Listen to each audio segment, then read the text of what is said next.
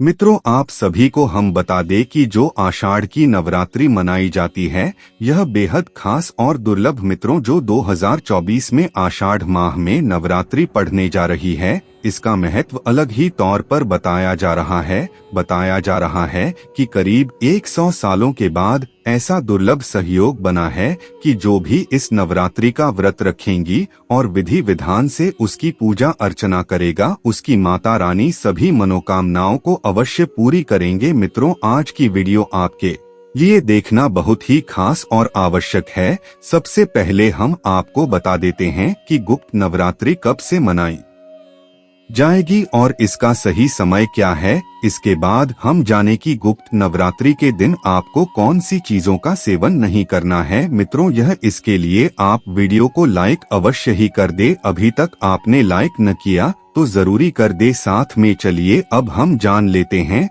आषाढ़ गुप्त नवरात्रि 2024 माघ व आषाढ़ मास में आने वाली नवरात्रि को गुप्त नवरात्रि कहते हैं। इस समय आषाढ़ मास चल रहा है। आषाढ़ मास की गुप्त नवरात्रि इसी सप्ताह शुरू हो रही है। सनातन धर्म में नवरात्रि का विशेष महत्व है। मां भगवती के भक्त नवरात्रि का बेसब्री से इंतजार करते हैं। साल में 4 नवरात्रि आती हैं, 2 प्रत्यक्ष व 2 गुप्त। प्रत्यक्ष नवरात्रि चैत्र व शारदीय होते हैं।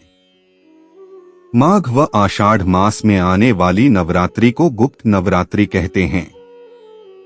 इस समय आषाढ़ मास चल रहा है। धार्मिक मान्यताओं के अनुसार गुप्त नवरात्रि में 10 महाविद्याओं की पूजा अर्चना की जाती है। इस दौरान तंत्र विद्या का विशेष महत्व है। इस नवरात्रि में मां त्रिपुर भैरवी, मां धूमावती, मां बगलामुखी, मां काली, मां तारा देवी, मां त्रिपुर सुंदरी, मां भुवनेश्वरी, मां छिन्नमस्ता, मां मातंगी और कमला देवी की पूजा करते हैं। नवरात्रि के पहले दिन घट स्थापना करना बहुत शुभ माना जाता है। आइए जानते हैं कब है आषाढ़ गुप्त नवरात्रि व घट स्थापना का शुभ मुहूर्त कब से शुरू होगा। आषाढ़ गुप्त नवरात्रि 2024 आषाढ़ मास की प्रतिपदा के साथ गुप्त नवरात्रि की शुरुआत हो रही है। गुप्त नवरात्रि 6 जुलाई 2024 से शुरू होगी, जिनका समापन 15 जुलाई 2024 को होगा। गुप्त नवरात्रि 2024 शुभ मुहूर्त आषाढ़ प्रतिपदा तिथि 6 जुलाई को सुबह 04:26 से शुरू होगी, जो कि 7 जुलाई को सुबह 04:26 पर समाप्त होगी। आषाढ़ गुप्त नवरात्रि घट स्थापना मुहूर्त।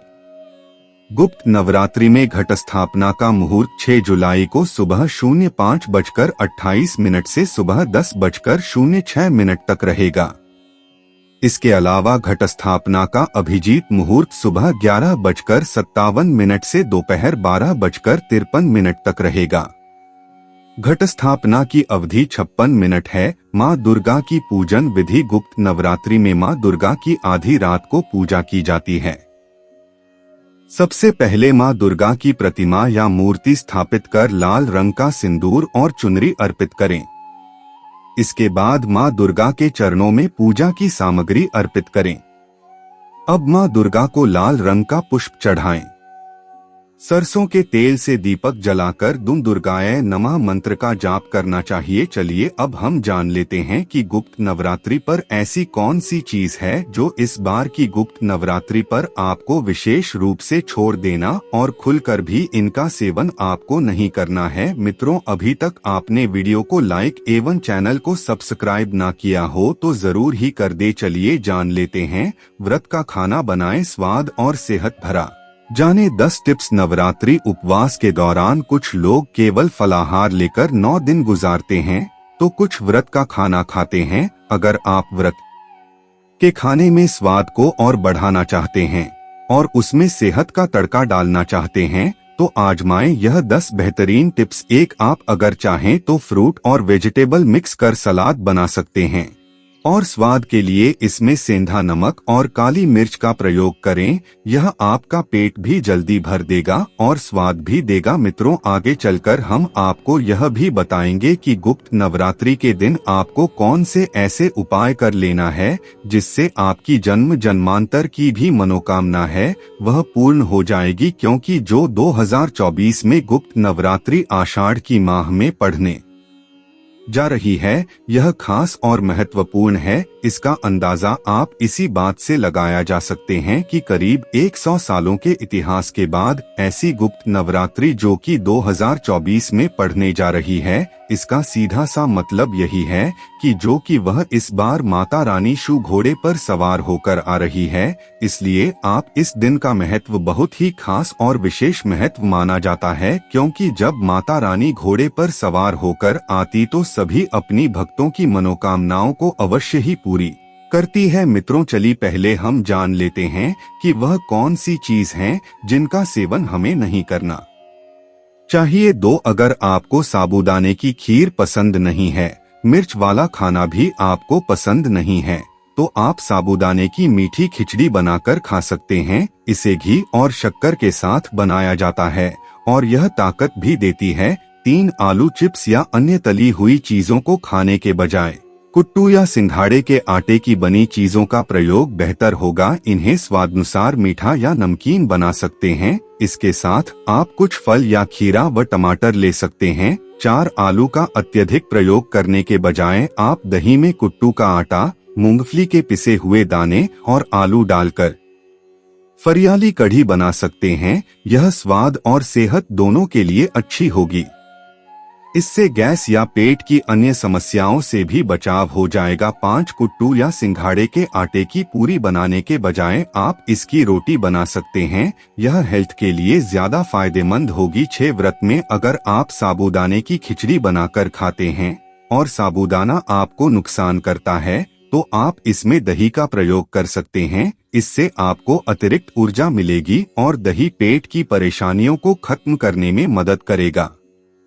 इससे बार बार प्यास भी नहीं लगेगी। 7 अगर तला व मसालेदार कुछ न खाना हो तो आप दूध और केले का बना मिल्क शेक दिन में 2 से 3 बार ले सकते हैं। इससे भूख भी नहीं लगेगी और पूरा दिन एनर्जी बनी रहेगी। 8 फ्रूट रायता भी आपकी जरूरत को पूरा करने में मदद करेगा। दही में अपने अनुसार फलों और सूखे मेवों को मिलाकर रायता बना लें। इससे आपको ताकत भी मिलेगी और एनर्जी भी। 9 सूखे मेवों का सेवन भी आपको ऊर्जा और कैलोरी दोनों दे सकता है। इनका कम मात्रा में सेवन करने पर भी आपको कुछ और खाने की जरूरत महसूस नहीं होगी। 10 आपको अगर तरह पदार्थ ही लेना है तो कुट्टू व सिंगाड़े के आटे की दूध के साथ मीठी कढ़ी बना सकते हैं। इसके अलावा शकरकंद का हलवा व उबले हुए कंद भी आपके शरीर को देर तक एनर्जी देने में मदद करेंगे। चलिए जान लेते हैं कि गुप्त रोनास्त्री पर आपको कौन सी उपाय जरूर करना चाहिए जिससे आपकी प्रत्येक मनोकामना इच्छा अवश्य ही पूरी हो जाए। कमेंट बॉक्स में जय माता रानी ना लिखा हो तो जरूर ही लिख दे। माँ दुर्गा की प्रिय वस्तुओं में लौंग सबसे प्रमुख है। नवरात्रि में लौंग के बिना माँ दुर्गा की पूजा का संपूर्ण फल नहीं मिलता। ऐसी मान्यता है कि नवरात्रि में लौंग के कुछ उपाय किए जाएं तो माँ दुर्गा अपने भक्तों से बहुत जल्दी प्रसन्न होती हैं। आपकी धन समृद्धि में वृद्धि होती है और परिवार में सुख शांति बढ़ती है। आइए आपको बताते हैं लौंग के कुछ आसान उपाय जो आप भी कर सकते हैं। धन प्राप्ति के लिए लौंग का उपाय। नवरात्रि में मां लक्ष्मी को प्रसन्न करने के लिए नवरात्रि के 9 दिन रोजाना एक गुलाब के साथ मां दुर्गा को लौंग का एक जोड़ा चढ़ाएं। नवरात्रि में धन प्राप्ति के लिए लौंग का यह टोटका बहुत ही असरदार माना जाता है। इस उपाय को करने से आपके घर में बरकत बढ़ती है और मन में सकारात्मक विचार आते हैं। हनुमान जी को प्रसन्न करने का उपाय। नवरात्रि का महापर्व माँ दुर्गा का प्रसन्न करने के साथ ही अपनी शक्तियों को जागृत करने का भी पर्व है। नवरात्रि में बजरंगबली को प्रसन्न करने के लिए भी लौंग का टोटका किया जा सकता है। नवरात्रि में मंगलवार या शनिवार को हनुमान जी के सामने सरसों के तेल का दीपक जलाएं और उस दीपक में लौंग का एक जोड़ा डाल दें। फिर हनुमान चालीसा का पाठ करें। उसके बाद हनुमान जी की मूर्ति से बात करने के लहजे में अपनी समस्या या फिर अपनी मनोकामना बताएं। ऐसा माना जाता है बजरंगबली के दरबार में आपकी सुनवाई जल्द होगी। घर की नकारात्मकता दूर करने के लिए लौंग का उपाय। अगर आपके घर में भी अजीब सा नकारात्मकता का माहौल बना हुआ है और आपस में सभी लोगों के बीच में अच्छा तालमेल नहीं है, तो नवरात्रि में लौंग का उपाय आपकी समस्या को दूर कर सकता है। नवरात्रि के 9 दिन रोजाना सुबह लौंग और कपूर का धुआं पूरे घर में करना चाहिए।